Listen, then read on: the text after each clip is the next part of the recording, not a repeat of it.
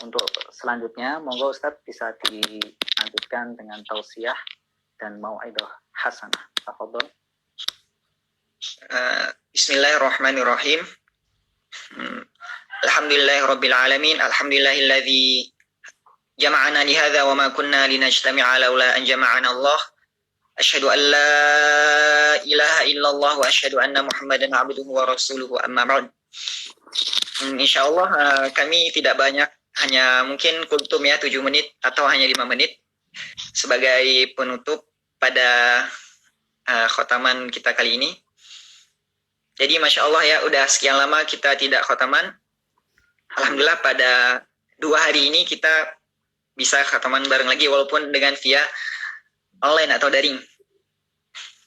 Jadi ma'asyiral muslimin rahimakumullah, pernahkah kita terbayang sebagai seorang mukmin, sebenarnya Al-Quran mempunyai peran yang sangat besar terhadap hidup kita, terhadap jalan juang kita.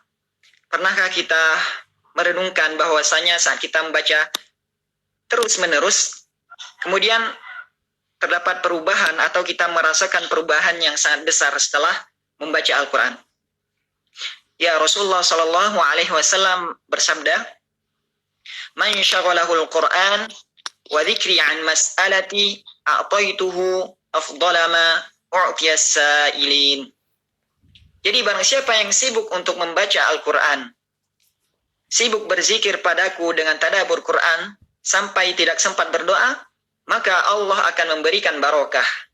Allah akan memberikan rezeki yang lebih dan lebih lama daripada orang-orang yang meminta siang dan malam dan berdoa kepada Allah. Jadi kita enggak minta dikasih oleh Allah, akan tapi yang lebih baik adalah kita sibuk membaca Al-Quran. Sehingga dengan sibuk membaca Al-Quran kita enggak sempat berdoa. Maka Allah akan memberikan yang lebih baik daripada orang yang setiap hari, setiap malam bersimpuh menghadap Allah, berdoa, tapi karunia Ahlul Quran itu lebih besar daripada orang yang setiap malamnya, setiap harinya berdoa. Dari sini yang harus kita renungkan bersama adalah membaca Al-Quranul Karim sebanyak-banyaknya. Setiap hari setidaknya minimal kita membaca 1 juz. Kemudian kita amati pada diri kita.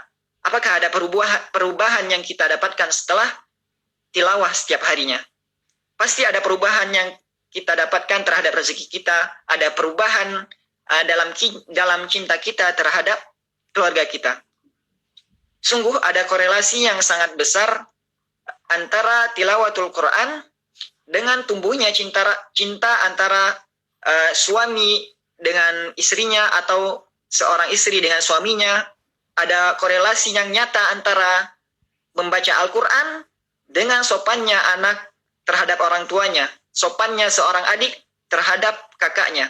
Ada korelasi yang nyata saat siapa yang membaca Al-Quran antara seorang murid dengan seorang guru. Maka semakin banyak seorang guru membaca Al-Quran, maka semakin sukses pula murid-muridnya dalam menghadapi pelajaran dan pendidikan yang kita berikan. Juga ada korelasi yang nyata antara membaca Al-Quranul Karim bagi seorang pemimpin yang menjadikan rakyatnya, yang akan menjadikan rakyatnya mencintainya dan juga mendoakannya. Nah, jadi Al-Quranul Karim saat kita baca, Masya Allah, kita saat tilawatul Quran, maka akan muncul mahabbah. Semua orang akan mencintai kita. Kita saat membaca Al-Quran akan muncul haibah. Banyak orang yang menghormati kita. Maka akan banyak juga orang yang segan dan sopan santun terhadap kita. Saat kita membaca Al-Quran, banyak hal yang berada di hati kita yang kita inginkan, ternyata Allah Subhanahu wa Ta'ala wujudkan lebih cepat daripada yang kita bayangkan.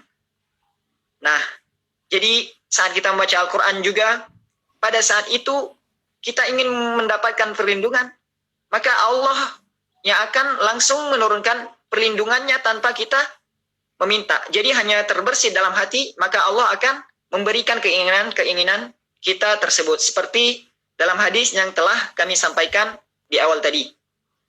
Maka dari hal tersebut, pada hakikatnya Al-Quran sebuah ajimat atau sebuah sesuatu hal yang sangat sakti. Kalau kita bandingkan ketika kita telah berada di kampus atau di dunia nyata yang langsung berhadapan dengan para kaum liberal, kita akan mendapati bahwasanya Al-Quran itu lebih hebat daripada ilmu-ilmu pengasih, lebih hebat daripada teori-teori yang diajarkan di bangku-bangku kuliah atau di bangku-bangku sekolah. Al-Quran lebih hebat dari ilmu kedigdayaan. Al-Quran adalah mukjizat kalamullah Ta'ala, yang dimana kalimat-kalimat di dalamnya wa ja'ala kalimatal ladzina kafaru sufla wa kalimatullahi al-ulya, dan Allah menjadikan kalimat-kalimatnya itu akan menjadi kalimat yang tinggi dan menjadikan kalimat orang-orang kafir menjadi kalimat yang rendah. Wa ja'ala kalimatal ladzina kafaru sufla wa kalimatullahi al-ulya wallahu azizun hakim. Jadi Allah Maha perkasa dan Maha bijaksana. Kemudian kita perbaiki dan kita amati, kita bisa memulai melatih membaca Al-Quran walaupun hanya setengah juz. Kita mulai dari setengah juz. Kemudian berselang seminggu mungkin kita bisa menambah tilawah sehari sebanyak 1 juz. Kemudian dengan seiring bertambahnya kuantitas tilawah kita, maka kita akan juga mendapati perubahan yang sangat mencolok dalam kehidupan kita seperti yang telah kami paparkan di awal tadi.